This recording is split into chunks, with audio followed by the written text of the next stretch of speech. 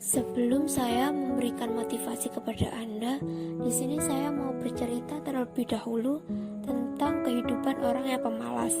Pada zaman dahulu kala, dikisahkan hidup seorang pemalas yang tidak pernah cekatan dalam melakukan pekerjaannya dan selalu menunda-nunda pekerjaannya. Bahkan untuk melakukan pekerjaan yang sangat sederhana dan sangat mudah pun, ia selalu berusaha menangguhkannya. Dalam hati ia berkata, gampang, nanti-nanti juga bisa, waktu masih panjang. Hal-hal kecil semacam itu akhirnya terbengkalai dan sampai menumpuk, hingga menjadi masalah besar. Di rumah sebelah orang pemalas itu, tumbuh sebuah pohon kecil yang tangkainya penuh duri tajam. Pohon yang tidak memiliki buah dan tidak memiliki keistimewaan apapun kecuali durinya itu. Cukup mengganggu mengingat setiap hari selalu ada pejalan kaki yang terkena durinya. Banyak baju pejalan kaki yang robek dan rusak terkena duri pohon kecil itu. Mereka setiap hari mengingatkan sang pemalas itu untuk mengurus pohon itu atau menebangnya. Si pemalas itu menjawab, "Tentu, saya akan segera menebangnya." Namun keesokan harinya, pohon itu masih berada pada tempatnya. Dan kembali para pejalan kaki mengingatkan si pemalas itu. Jawaban darinya tetap sama, bahwa ia akan segera menebangnya. Hari, pekan, dan bulan-bulan berlalu. Pohon kecil itu tumbuh semakin besar dan semakin kuat. Duri pohon itu semakin banyak dan lebih kuat. Adapun si pemalas itu semakin hari semakin malas. Menebang pohon berduri yang telah tumbuh besar itu memerlukan kekuatan dan tenaga banyak yang jelas di luar kemampuan si pemalas itu. Pada akhirnya warga geram dan memperingatkan si pemalas itu bahwa jika pohon itu tidak segera ditebang, maka warga akan mengadukannya kepada pengadilan. Si pemalas tetap malas dan tidak berbuat apa-apa.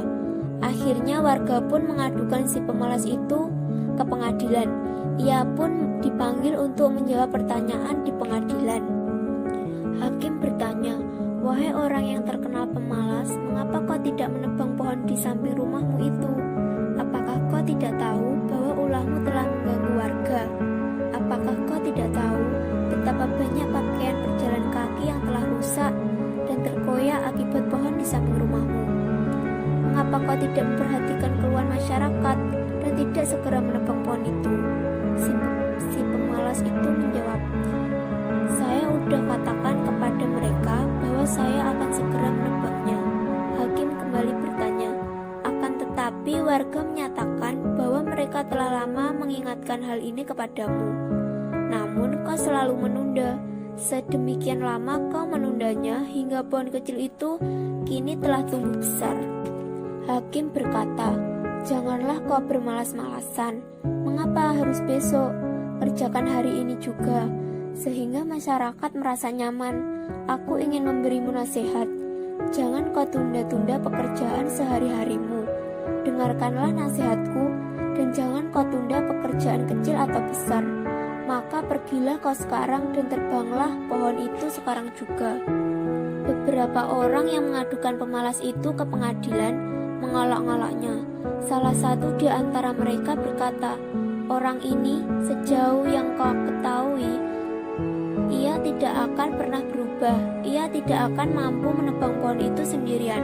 Sepertinya kita harus membantunya agar masyarakat tenang."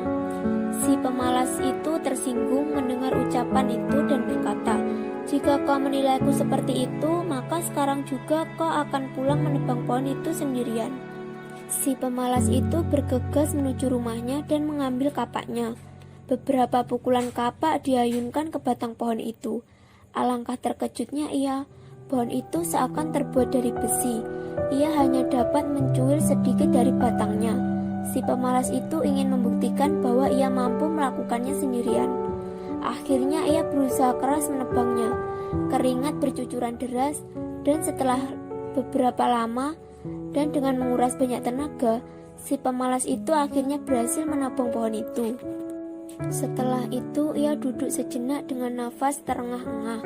Di depan matanya, batang pohon itu telah tumbang, akan tetapi hatinya belum tenang, karena Ia masih harus mencabut akar pohon itu. Wajah pemalas itu pun tampak pucat, karena ia tahu berikutnya. Assalamualaikum warahmatullahi wabarakatuh. Perkenalkan, nama saya Kristina Milasari. Di sini saya akan berbicara tentang motivasi kemalasan. Setiap orang pasti pernah mengalami rasa penat dan malas dalam beraktivitas. Banyaknya tugas dan tanggung jawab yang harus diselesaikan, deadline yang menumpuk, target yang harus dicapai, seringkali menjadikan beban bagi semua orang. Secara tak sadar, rutinitas tersebut dapat menurunkan semangat yang ada di dalam diri Anda. Tahukah Anda, jika hal itu terjadi, maka bisa berdampak buruk terhadap kinerja Anda, sehingga semakin menyulitkan Anda untuk mengembangkan diri Anda menjadi lebih baik dari sebelumnya. Kemalasan yang menempel dalam diri seseorang akan membawa masalah di dalam hidupnya. Seperti contohnya, orang yang malas bekerja, ia akan senantiasa berhadapan dengan masalah finansialnya. Yang kedua, orang yang malas berinovasi, maka dia akan mudah digantikan oleh orang lain.